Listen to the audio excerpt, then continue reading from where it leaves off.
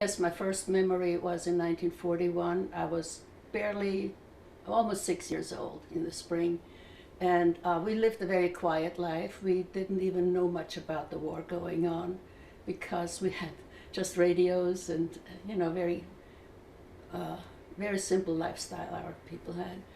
However, my sister and brother were in school, and I heard an airplane flying across our property where we were and bullets flying, and found out that the Germans had invaded along with the Hungarians. They were in league together.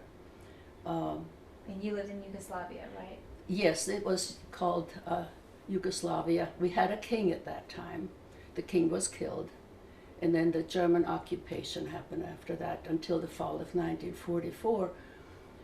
We were not affected much by the war. Troops came and went, and we lived our normal lives.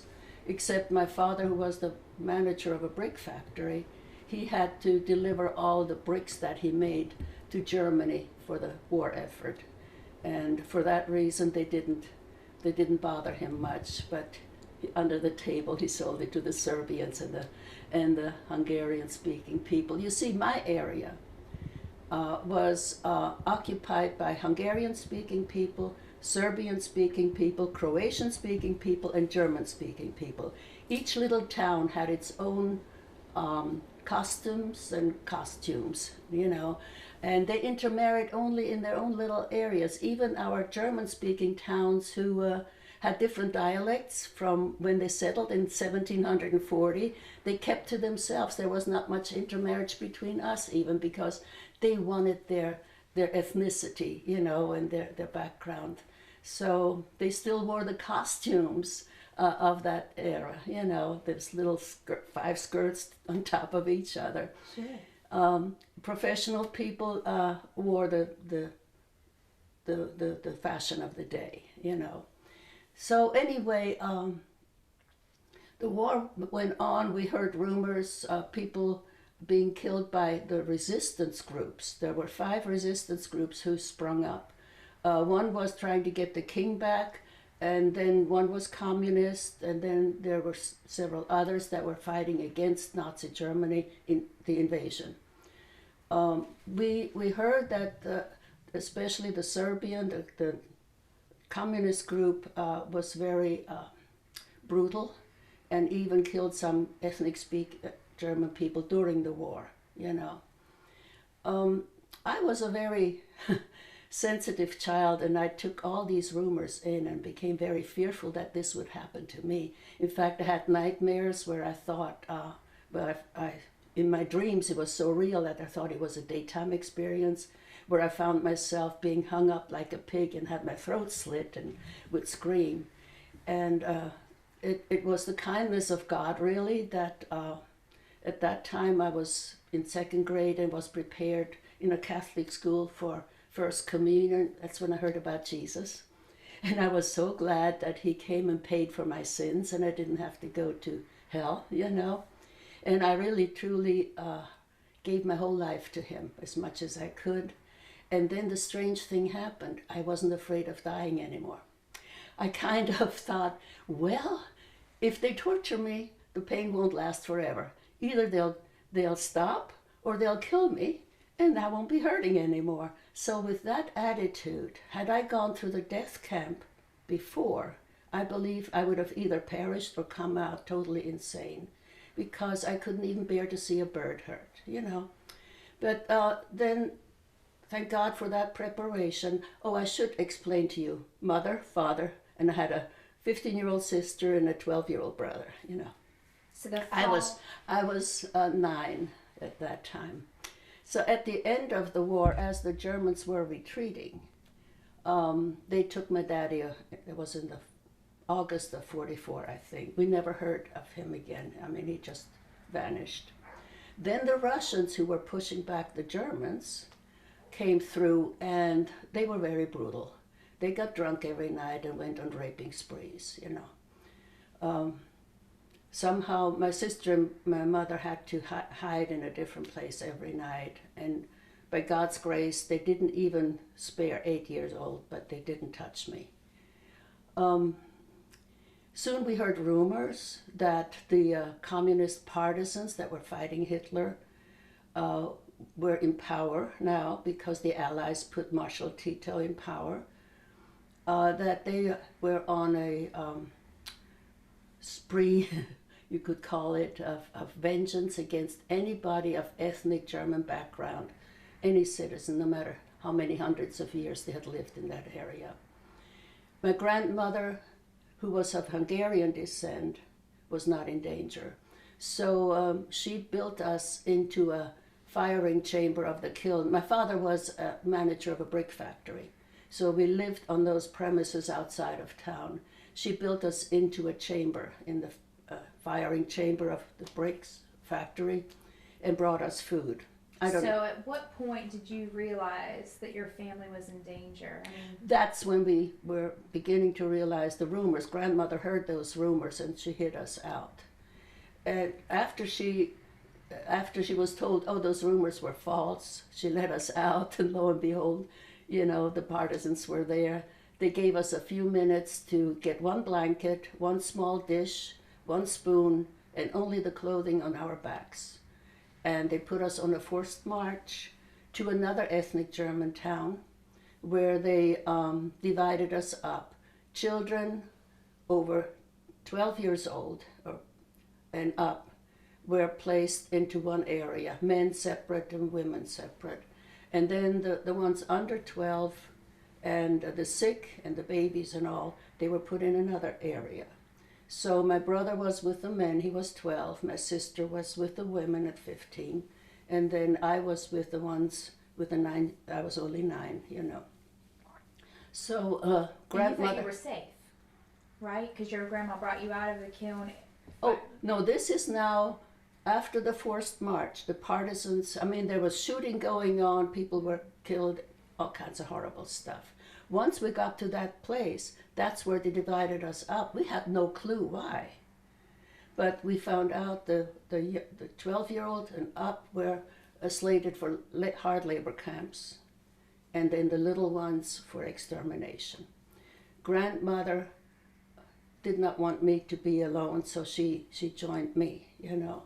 We were placed on cattle cars and shipped into a town, used to be ethnic German town, which had been totally emptied of all furniture, and this about an inch of straw was on the floor. People had already been there and died, so there were lots of fleas and lice and everything. And like I said, we only had our dish and one spoon. We were not allowed a towel or anything. There were no toilet facilities prepared except the little outhouses in that small town. And they cramped around, 20 to 21,000, maybe more people into those areas. You slept like, you know, body to body, as many as they could put in those rooms. We received food that was meant to pretend we're being fed, but we received about a cupful of what they called soup in the morning and at night. And it was nothing more than warm water with peas, which were beetle infested. So we had all these black beetles on top and larvae of beetles. And it smelled to high heaven. There was no salt, no fat, nothing in it. Once or twice a week we received a piece of cornmeal mush dried up about the size of a large matchbox. And of course people started dying, you know, at the rate of 50 to 70 a day. Since it was so filthy, you couldn't wash. We had a hand pump in the courtyard, and you couldn't take your clothing off. So we had diarrhea, dysentery, typhoid and everything ravaged. No doctors, nothing. People were just left to die. People died in the winter then of exposure also on top of it all. It ended up that people ate rats and rats ate people, you know. So when somebody died, you wrapped them into their little blanket they had and put them out in the street. Wagons came through and they loaded them up like cordwood and put them in mass graves, layer after layer after layer, like animals, because we were considered to be non-human. was just permission given for torturing and killing by the government. So I would not have survived. However, my grandmother, since she was not ethnic German, she spoke 3 languages, so she spoke the guards' languages. She spoke Serbian. So they used her to clean their quarters and so on. And she would smuggle a little bit of food to me sometimes. That kept me alive. After a few months, I was anemic before we even left. And after a few months, I became covered with sores. I think it's called scabies, as big as the palm of my hand. I had no skin anymore on my legs and couldn't walk anymore. People gagged when they came near me. The flies and the fleas and the lice and the bed bugs just loved this festering body, you know. Had it not been for the grace of God, again, I would not have survived. That was about 3-4 months later in the camp. My mother had been taken away by the Russians too, after they were retreating to dig trenches for them. Like I said, the Germans had my daddy on one side, the Russians had my mother and grandfather on the other side digging trenches during the war. And like I said, my sister and brother were in different labor camps. Mother had escaped and come back and found out that these camps were set up. And she dropped to her knees and said, God, let me find my children or let me perish. Here was this little 5-foot woman with only 6 grades of education. I don't know how she did it, but she managed to break into camps where she thought we might be, and eventually have us all together. She found me last. My brother had been brought to my death camp to die, and she found us and had somehow managed to arrange that we could hide out.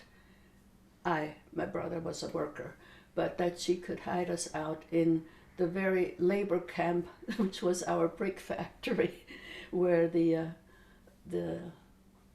overseer was not as strict. So we managed to escape, and we were caught, but because the guards were constantly patrolling, and where we lived was flat land like Holland, you know, very fertile land. That's why my people group was so rich. And but mother, we were not allowed to have any pencil, paper, anything, death penalty on that practically. But she had a piece of paper and she had scribbled something, knowing that our guards could not read or write. She handed it to them when we got caught, and she said, I'm a trustee and I'm supposed to take these workers to that camp, and they let us go. So that's where my mother hid me out in an attic and brought some food to me when she could. You know, the camp food for her was a little bit better.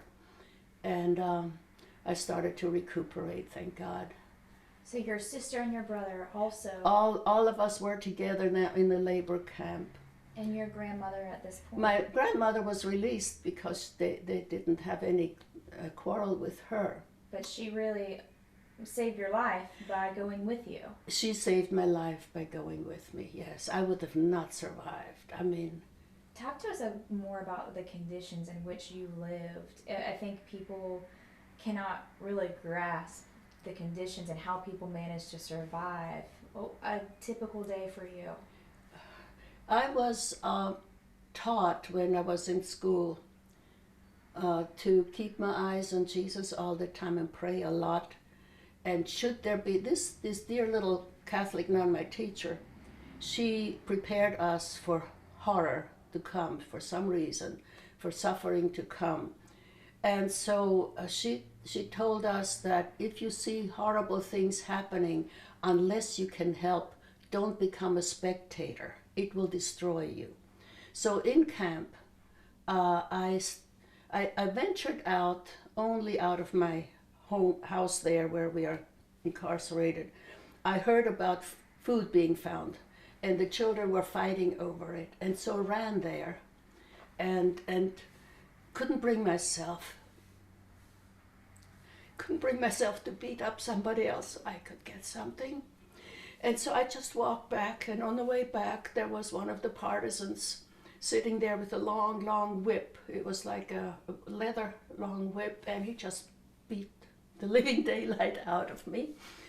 So after that, I didn't venture out anymore, except once I went, grandmother, the partisan's house was not far from where we were quartered, and I went to look for her. Thank God there were only 2 partisans there, and they were not as mean, and they were not all monsters. Some raped you, but this one that was there said to my grandmother, she looks like my daughter, and he gave me something to eat. So it just depended on the persons. We had one guard. He was a little Catholic boy. He didn't want to do what he was doing. He was on the perimeter. And I found out that he would pray the rosary while he was doing his guard duty. And when somebody tried to sneak out, he would turn away like he wouldn't see them. The only way you survived, we were not as like the Nazi camps with the barbed wire and the electric fences or whatever they had. It was very primitive. So if you could sneak out and go to the surrounding farmers who were Serbian or Hungarian, they had no fight with us. They would throw you a piece of bread and quickly lock the door again, and that's how you might survive. So, you know. The time that you were going through having scabies and near death, what was that like? How long did that last for? Oh, it was about, let me see, about 3 months. Yeah, I couldn't walk anymore. And Mother had to break when she found us. My brother and I, we were just too emaciated. My sister, she'd rescued from a hard labor camp. And there again, oh, there is so much I could tell you. When she managed to escape, we found out later on the commandant of that camp had other guards get on horses and go to our hometown, because from the other inmates he had found out where we lived. And he stayed in that house and waited for my mother to come, because he was going to tie her between 4 horses, tear her into pieces, and drag her back to the camp to prove that nobody escapes. But she was smart enough not to go home, you know. So these kind of things. People were buried alive, some of them. The women were raped and used till they had syphilis or whatever. And then they would strip them naked and shoot them and bury them. Those kind of things went on. And you saw this firsthand? I did not see it. I only heard about it. I would not have been able to handle this as a 9-year-old. Well, I just turned 10 then. You see, we were incarcerated in March. The war was over in May. My birthday was May 3rd. And I think the war was over May 10th or so. And we had hoped then they would let us go home again. But that's when the real killing started for the next 4 years. Why do you think that we don't know about this? Why do you think we don't hear about it? Well, from what I understand is that the Allies, Churchill, Stalin, de Gaulle, and I think President Roosevelt was that time in power, that they had a meeting and decided that the Eastern European countries, which had ethnic German people living there, you know, because that used to be one empire of the Habsburg Empire for hundreds of years, that in order to have peace, that if they only expelled all the ethnic Germans, then the others would be happy. But what really happened, the others went on a killing spree in those places too. But the other countries let their ethnic Germans escape. My country, Yugoslavia, decided to exterminate everyone. How long were you in the camp? I was in the total between the death camp and the labor camp until we were finally able to escape, 18 months. The labor camp. You were in the death camp for how long? I think it was 5 months max. And that labor camp, your mom managed to, how proximity of all these different death camps that your mom was able to go and find, because there were how many, 8? There were many, but she broke into one she broke into the first camp. Oh, that, I'll tell you the story. After she prayed, she heard some people working in the fields because all our farms were left untended now. And so she heard some German voices speaking, and without being noticed, she got a hold of these people. They were harvesting corn stalks and putting them on a wagon to take into one of the labor camps into silos. And she convinced them to build her into the bottom of the wagon, put all the corn stalks on top. And when the wagon was pulled into that camp, the partisans were probing it with bayonets and barely, she said, barely missed her by a fraction of an inch. And as the Lord would have it, my sister was part of that labor camp. And so once she had her, they were transferred to a hard labor camp near the Danube, where my sister nearly died of malaria. Excuse me. That's where she escaped from to look for us, and found us then in the death camp. So when she found you all and you went to the labor camp, what happened at that point? At what point was that over for you all? The labor camp? We were at that labor camp, I think, from September or October of 1945. And the next spring in 46, or summer, it was the next summer in 46, we were shipped back to the death camp. And once we got there, we heard all these horror stories. And by then we had new guards that were not as vengeful, and there were some you could bribe. And that camp, Gakovo, was close to the Hungarian border. And if you managed to have something to bribe the guards, certain guards, they would let you escape from the camp. Then you had to walk to the border and make sure you got across there without being shot. So grandmother had somehow given us something to bribe the guard with. And my sister said she had one of my father's shirts that she put on to look dowdy because she was a beautiful 15-year-old. So she gave that, she had put it over her dress. So she gave that to the guard as a bribe. And then one night we were able to get out. So as a family, your mother is able to help you guys get out of your death camp. You all as a family go to a labor camp. Yes, the only way we could have some food, we didn't know about how to get across the border. You couldn't walk very far before the guards that were constantly patrolling found you. So the only place she knew where it was a little bit easier to survive was that labor camp. And there she would bring milk to me. She would milk the cows in her labor detail and have a bottle under her skirt and bring me some milk. And it took a couple months before all the sores were gone. So then you go to the death camp. And then we were shipped long? back to the death camp. We were in there only about a month or so. And the conditions there are the same as what you had already endured? Worse already, even worse, because people were just skeletons. I mean, it's enough about that. So your father never saw him again? Never saw him again. Don't know what happened to him. And after our escape across the border, that's another miracle story.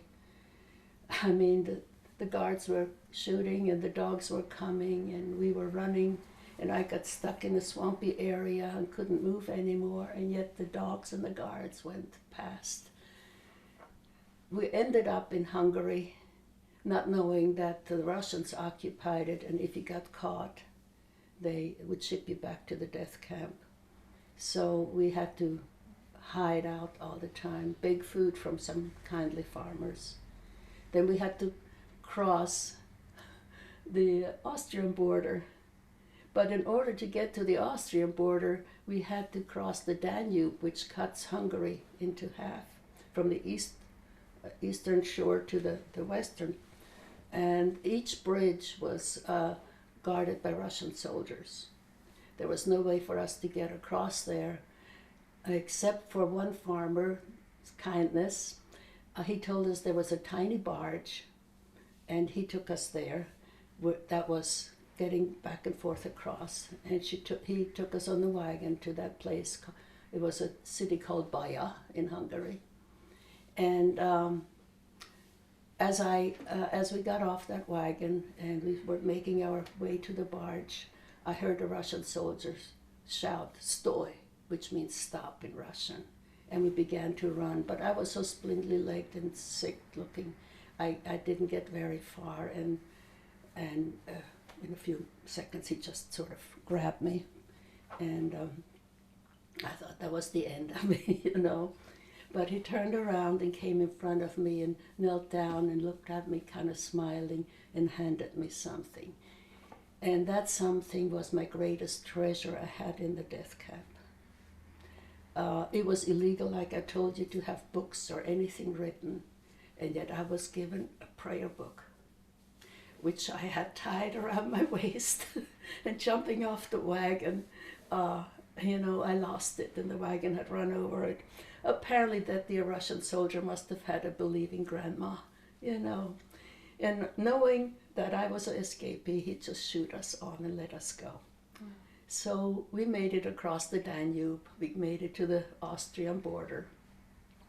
There again, it was timing the guards and all that. But we made it through into Austria, and the poor Austrian people were overwhelmed with refugees from all the Eastern European countries. So all they knew to do is put us into an ex-German,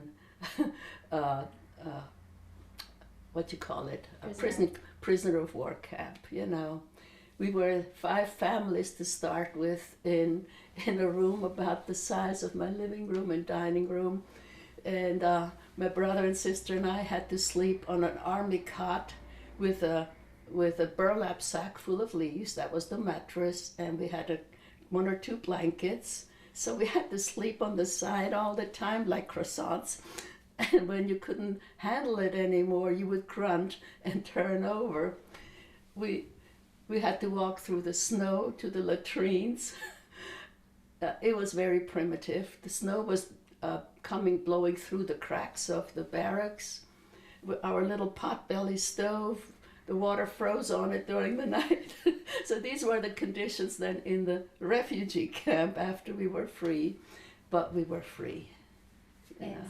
So life continued for you, and you all came to the U.S., right? Yes. Well, we stayed in we lived in that refugee camp for 8 years. Oh, wow. And then we received permission to come here as refugees, not expecting a dime. We paid for our own fare over here. We had a job waiting for us because you had to have a sponsor.